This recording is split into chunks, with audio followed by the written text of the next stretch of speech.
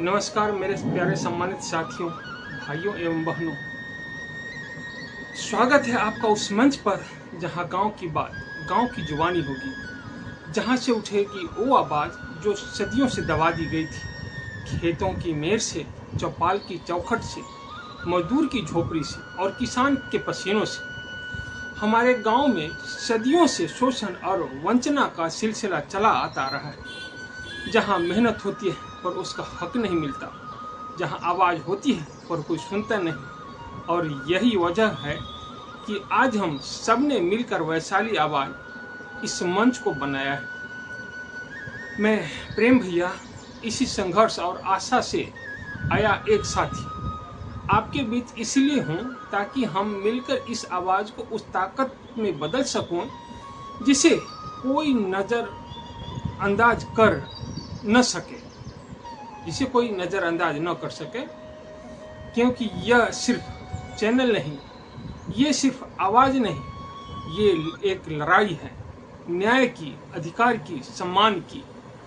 यहाँ हम सिर्फ शिकायत करने नहीं आए, यहाँ आए हैं हम सच दिखाने के लिए, जवाब मांगने के लिए और ये बात बताने के लिए कि अब गांव खामोश नहीं रहेगा।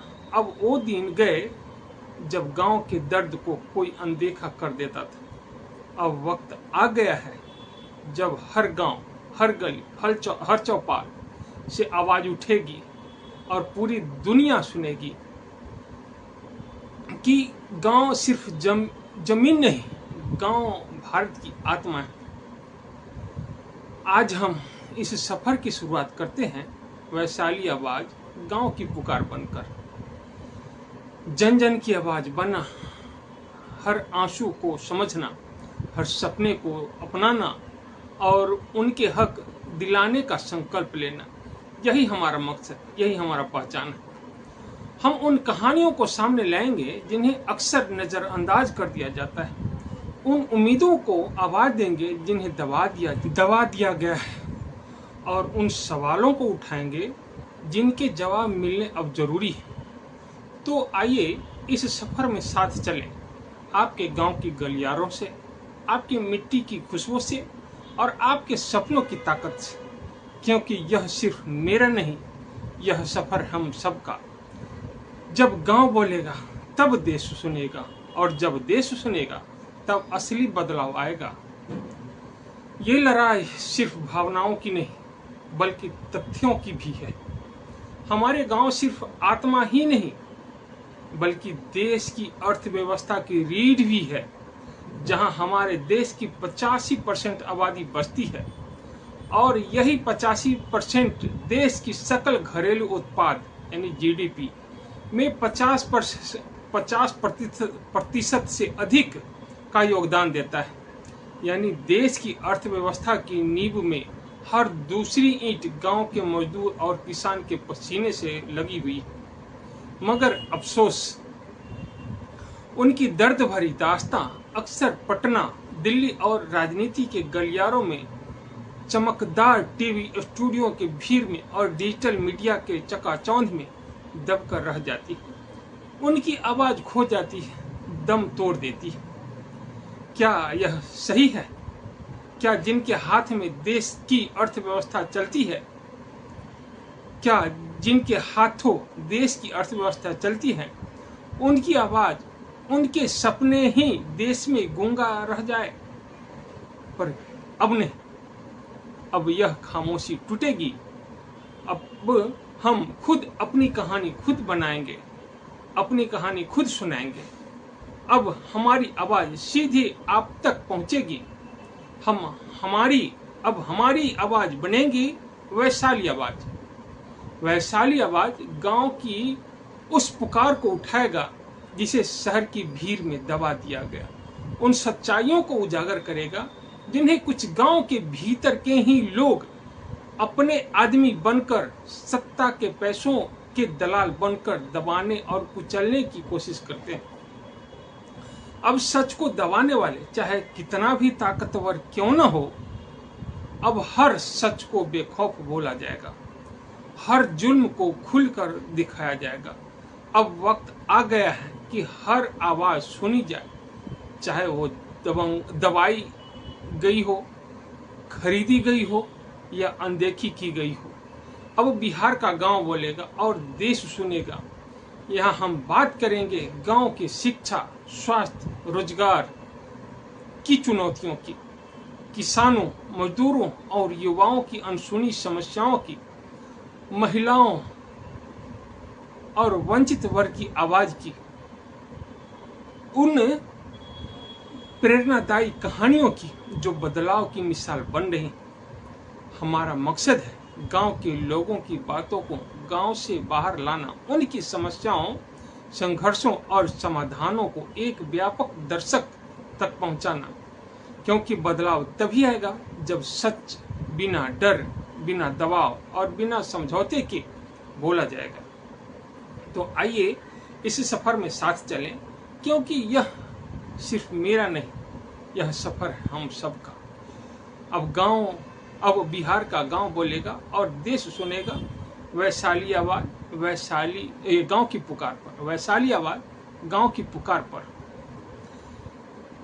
अब थोड़ा असलियत भी जान लें। गांव का क्या है कि ग्रामीण विकास की असलियत यानी स्वराज के नाम पर 100% गमन। समझिए, कहते हैं कि नहीं, 1 पैसे हम गमन नहीं करते हैं, लेकिन मैं देखता हूँ 100% तक गमन हो जाता है। थोड़ा उस पर भी चर्चा कर लें। ग्राम स्वराज का सपना देखने वाले महात्मा गांधी शायद ही कल्पना कर पाते कि आज़ादी के दशकों बाद भी गांव का पैसा गांव तक नहीं पहुंचेगा। आज स्थिति यह है कि विकास के नाम पर आवंटन धन का लगभग 100% तक गमन हो रहा है और एक गरीब मजदूर के हाथ में उनके हक की 1 भी रुपया नहीं आता। यह गमन एक व्यवस्थित प्रक्रिया के तहत होता है। पहले बजट को बढ़ा चढ़ा कर बनाना, एक छोटे से काम को भारी भरकम बजट में दिखाया जाता है। फिर भूत परियोजना बनाना, समझ रहे हैं? भूत परियोजना, जो योजना है ही नहीं, जो परियोजना है ही नहीं। फिर भूत परियोजनाएं बनाना, कागजों में लाखों रुपए की लागत वाली ऐसी परियोजनाएं दर्ज की जाती है जो धरती पर किसी अस्तित्व में आई ही नहीं। और भूत मजदूर दिखाना, मनरेगा जैसी योजनाओं में रजिस्टर में 10 मजदूरों का नाम तो दिखाते हैं, मगर काम पर कोई नहीं आता। असल काम मशीनों यानी जेसीबी, ट्रैक्टर से होता है, लेकिन मजदूरों के नाम पर पैसा आता है और दबंग लोग उन्हें डरा धमकाकर उस पैसा हस्ताक्षर करवा कर निकलवा लेते हैं। उस पैसे को हस्ताक्षर करवा कर निकलवा लेते हैं और वह पैसा ठेकेदारों, नेताओं और भ्रष्ट अधिकारियों के जेब में चला जाता है। गरीब मजदूर में इतनी हिम्मत नहीं होती कि वह अपने हक की बात कर सके। अगर कोई आवाज उठाता है तो उसे झूठे मामलों में फंसाने की धमकी दी जाती है। सच्चाई यह है कि सरकारी योजनाओं का लाभ गरीब और कमजोर वर्ग तक नहीं पहुंच पाता और इस प्रकार विकास के नाम पर 100% तक गमन हो रहा है। कागजों में लाखों रुपए का लेखा जोखा होता है, लेकिन जमीन पर कुछ भी नहीं दिखता, कुछ नहीं बदला होता है। तो क्या आपको पता है कि यह पैसा कहाँ जाता है? आप तो समझ ही रहे हैं, मैं बता भी रहा हूँ, तो मैं इसको फिर से दोहरा देता हूँ।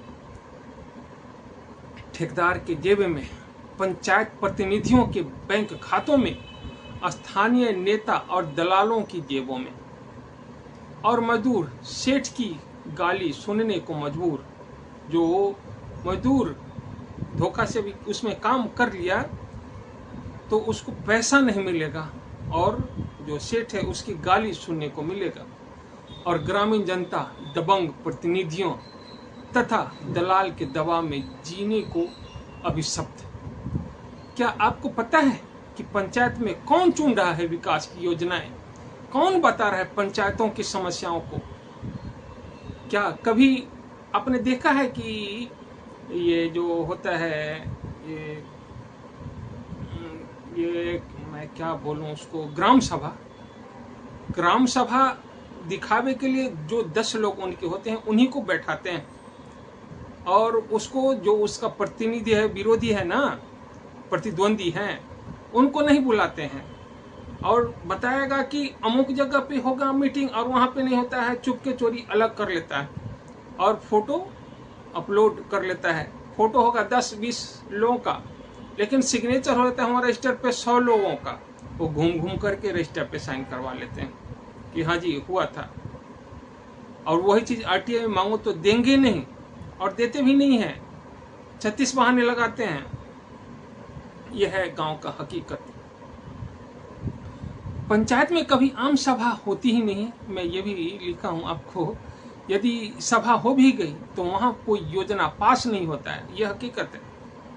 दिखावे और फोटो खिंचवाने के लिए ही सभा होती है, बाद में सरकारी योजनाएं कागज पर ही पास होती हैं। यानी बाद में मुखिया जी जैसे मर्जी हो अपने सगे संबंधियों को योजना का लाभ देते हैं। ये सभी जगह का बात है, एक जगह नहीं, स्वराज वाली बात नहीं। बाद में सरकारी योजनाएं कागज पर ही पास होती है। विकास के नाम पर हो रहे भ्रष्टाचार की परतें खोलना जरूरी है। कौन खा रहा है मनरेगा का पैसा? पंचायत में कौन चुन रहा है विकास? यहाँ विकास नहीं, यहाँ पे जाति चुना जाता है। यहाँ पे विकास नहीं, जाति चुना जाता है। ग्रामीण विकास की असली तस्वीरें नेता के साइन बोर्ड और पोस्टर के पीछे दब गई। गांव की असलियत सच का आईना। दोस्तों, बिहार के गांव में आप जहां भी जाएंगे वहां दर्द, संघर्ष और सवाल एक जैसा ही कहानियां सुनने को मिलेंगे।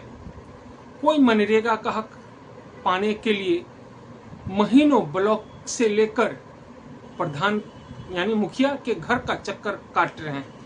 कोई पिता अपनी बेटी की पढ़ाई इसलिए रोकने को मजबूर है क्योंकि घर में कमाई नहीं है, क्योंकि वहाँ लोग मजदूर के बजाय जेसीबी से काम करवा लेते हैं।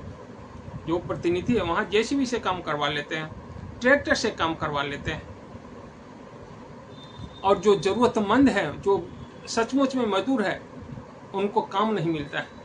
खेत में खड़ा किसान 20 रुपए किलो में गेहूं बेचने को मजबूर है, जबकि मंडियों में वही गेहूं 30 रुपए से 35 रुपए किलो बिक रहा है, और उसी टाइम एक महीने बाद बिक जाता है, 30 से 35 रुपए हो जाता है।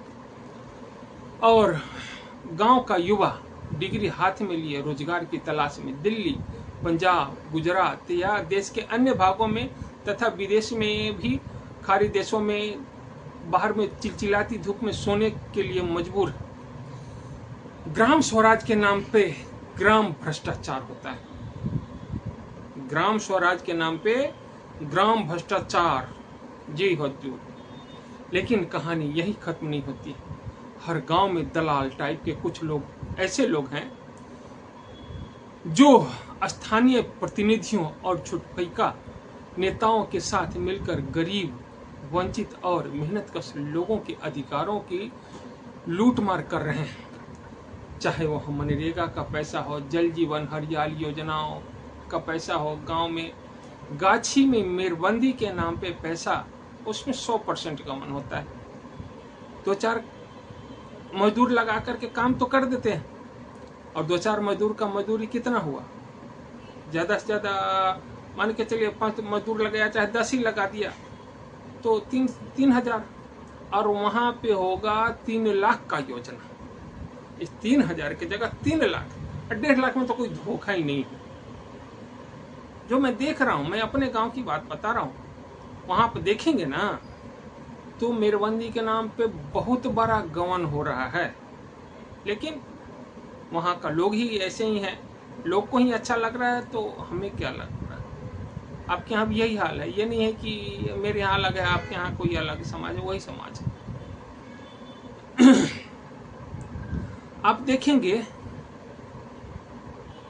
आप देखेंगे मेरबंदी के नाम पे तो मैं बता ही दिया, खेत को आबाद करने के नाम पर भी फंड हड़प जाते हैं। हर योजना में लाखों रुपए गटक लिए जाते हैं। ये लोग अनेक पैतरे आजमाते हैं पैसे गवन करने का। कहें कि खेत को आबाद किया गया, जबकि मुझे पता है कि खेत आबाद होता ही नहीं, खेत पड़ती खेत है ही नहीं, तो उसको आबाद क्या करेगा लोग। अब यही समझ लो ना, जब खेत पड़ती हो तब ना आबाद करेगा कोई। तो खेत है ही नहीं, सब आबाद खेत है। जहाँ पे बसावट क्षेत्र है वहाँ योजना को लागू कर दिया जाता है, कहता है कि यहाँ पे आबाद किया गया। सोचिए कितना बड़ा भ्रष्टाचार हो रहा है, इसके खिलाफ कोई बोलने वाला नहीं। आप देखेंगे नल जल का जो पानी है 5-5 दिन, 6-6 दिन, 8-8 दिन, 10-10 दिन तक लोगों को नहीं मिलता है, लेकिन प्रतिनिधि इस पे कार्रवाई नहीं करते हैं, इस पे कोई पैसा नहीं। देखेंगे कुआं में जीर्णोद्धार के नाम पे हर साल गमन होता है, हर साल जीर्णोद्धार के नाम पे गमन, जबकि कहीं पे कुछ नहीं होता, सारा कागज पे ही हो जाता है। मेरबंदी का जो मैं जिक्र कर रहा था, मुझे याद आ गया एक बात। मेरबंदी में क्या करते हैं ये लोग, जिनके पास गाछी नहीं है उनको भी ये गाछी कहते हैं कि उनके गाछी में ये योजना का काम हुआ, जबकि उनके पास गाछी है ही नहीं। वो जमीन बेचे हुए हैं, वो गाछी किसी और के नाम, लेकिन प्रतिनिधि को शायद पता नहीं रहता है और वो गलत नाम से एंट्री कर देते हैं, जिसका जांच होना जरूरी है। लोगों को पता ही नहीं है। मेन क्या है, हम देख नहीं पाते हैं उस चीज को कि हुआ क्या। इसका नाजायज फायदा वो प्रतिनिधि और दलाल उठा लेते हैं, जो मुखिया का दलाल हो, पंचायत समिति का दलाल हो, जिला परिषद का दलाल हो, सब यही काम करते हैं। अब देखेंगे पैक्स में 100% बेईमानी। बाप रे, एक इतना अच्छा फार्मूला, ये बेईमानी का इतना अच्छा, ईमानदारी के साथ बेईमानी करते हैं लोग। बेईमानी करते हैं लेकिन पूरी ईमानदारी बरतते हैं। क्या बरतते हैं, पैक्स में जो खाद बीज आता है उनको बाजार में बेच दिया जाता है, और उसी पैसे, उसी खाद बीज को हम लोग जो 10 रुपए में बेचा जाता है उसको हम लोग 20 रुपए में खरीदते हैं, उसी खाद और उसी बीज को। इतने ही नहीं, पैक्स अध्यक्ष क्या करते हैं कि जो फसल खरीदने के लिए सरकार जो निर्देश जारी करती है, तो फर्जी किसान वहां पे होते हैं, उनके जो सगे संबंधी होते हैं, जिनके पास 5 कट्ठा भी जमीन नहीं, उनको किसान बनाए हुए है ये पैक्स अध्यक्ष सब। उसको किसान बना करके और उसको उसके नाम से खरीद करवा लेते हैं वो फसल,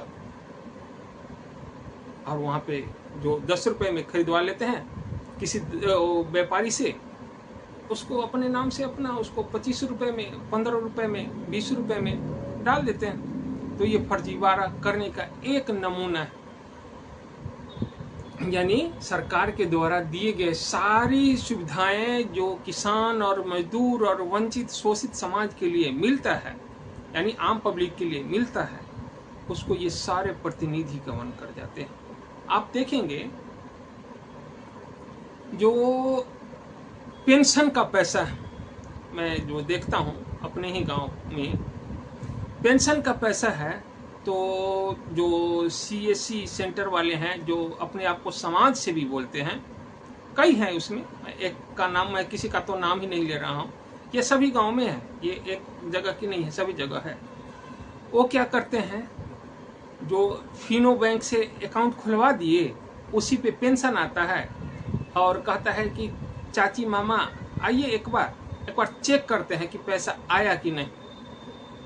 किसान सम्मान निधि का पैसा हुआ, पेंशन का पैसा हुआ, और चेक करने के नाम पे फिंगरप्रिंट लगाते हैं, सारा पैसा वो गमन कर जाते हैं। सोच लीजिए कि कितना बड़ा फ्रॉडगिरी होता है। ये सभी जगह होता है, एक जगह नहीं हो रहा है, सभी जगह हो रहा है, पूरे बिहार में हो रहा है। तो हम इसके खिलाफ आवाज उठाएंगे, इंतजार करिए। अब मैं स्टार्ट कर रहा हूं तो अब होगा। अब पेंशन का पैसा हो गया, किसान सम्मान निधि का पैसा हो रहा है, 2000 आया तो 1000 दिया, कहा कि निकालने में लग गया, मैं आपको भर दिया था फॉर्म, उसमें लग गया 1000 रुपए। रोज ने योजनाओं का न कोई योजनाओं का लाभ मिलता है, न शिक्षा के अधिकार के तहत कुछ काम होता है, न स्टार्टअप होता है, न टेक्नोलॉजी होता है, न 7 निश्चय योजनाओं का लाभ मिलता है। यानी गली नाली का जो योजना है उसका फायदा वहाँ के वासिंदे को नहीं मिलता है, लेकिन उसके नाम पे गमन हो जाता है। गमन होता है, ये तय बात है, मैं देख रहा हूँ गमन हो जाता है। बहुत बहुत बड़ा घोटाला होता है सभी गांव में। ये लोग कौन करते हैं? ये प्रतिनिधि लोग करते हैं, ये समाज से भी लोग करते हैं, ये छुटपई का नेता करते हैं, जो आपको मूर्ख बनाते हैं, आपको अपना बताते हैं और अपना जेब गरम करते हैं, अपना बैंक बैलेंस बढ़ाते हैं। अच्छा, कुछ गरीबों को तो सरकारी योजनाओं की जानकारी तक नहीं होती है और उसी का नाजायज फायदा ये दलाल उठाते हैं। और सबसे हैरानी की बात यह है कि यह हाल सिर्फ अनपढ़ों का नहीं, पढ़े लिखे लोग भी कई बार गलत जानकारी या भ्रामक प्रचार के जाल में फंसकर ठगे जाते हैं। ये हो जो गांव के गलियारों में झांक कर आप देखिएगा तो मैं जो देखता हूं, पोस्ट ऑफिस में चिट्ठी आ गया, वो पोस्टमैन क्या करता है कि ऐप होता है एक, उसी पे वो डिलीवर शो कर दिया, आपको महीने दिन बाद मिलेगा। किसी दलाल को दे करके चिट्ठी चला जाएगा, वो दलाल भी आपको चिट्ठी नहीं देगा, उसको फाड़ करके देख लेगा, फेंक देगा, पोस्टमैन फेंक देगा, आपको मिलता नहीं है चिट्ठी। चाहे वो आधार कार्ड हो, पहचान पत्र हो, चाहे कोई भी सरकारी नोटिस जो कोर्ट से जाता है, को नोटिस तक नहीं मिलता है। स्कूल में मिड डे मील ये सारे बाबू लोग, शिक्षक सब खा जाते हैं। विकास फंड का जो पैसा आता है स्कूलों में, उसको ये लोग बल्ब लगाने के नाम पे, मैं अपने गांव में मुझे बात हुआ कल प्रिंसिपल से, जो नए प्रिंसिपल आए हैं उनसे। जो पुराने प्रिंसिपल थे वो सारे पैसे गबन कर गए। मैं उनके यहाँ आरटीआई लगाया, लेकिन आरटीआई का जवाब नहीं दिया। अपील मैं कर दिया हूँ, वो मिलेगा, बाद की बात है। लेकिन पैसा आया, प्रिंसिपल के ज्वाइन करने से पहले पैसा गबन कर दिए वो पैसा। ये तो आम बात है आपको। और पढ़ाई कराने के नाम पे आप कहिएगा ना कि पढ़ाई नहीं हो रहा है, तो आपको धमकी देंगे कि एफआईआर कर देंगे तुम्हारे ऊपर। इसके लिए कौन लड़ेगा? ये सारा इस पर आवाज उठेगा। ये आप पहले शिक्षा पे काम करना है आपको इस गमन के, इस भ्रष्टाचार के खिलाफ, इन देशद्रोहियों के खिलाफ लड़ना है आपको। आप अपनी जुबान से बोलेंगे, आपके डीएम सुनेंगे, आपके सीएम सुनेंगे, आपके पीएम सुनेंगे, लेकिन बोलेंगे तब 10 ट्रैक्टर माटी का 3 लाख रुपए हो जाता है। सोच लीजिए, सोना चांदी मिला करके डालते हैं लोग।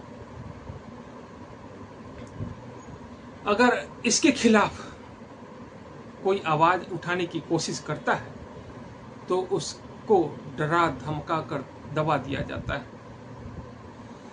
उसे किसी फर्जी केस में फंसा दिया जाता है। कभी समाज में उनकी बदनामी करा दी जाती है और कई बार तो उनकी जिंदगी ही तबाह कर दी जाती है। गांव के सीधे साधे मेहनतकश और ईमानदार लोग इस डर के कारण चुप रह जाते हैं। ये सिर्फ गांव की तस्वीर नहीं, गांव के दर्द का आईना है जो सदियों से नहीं बदला है।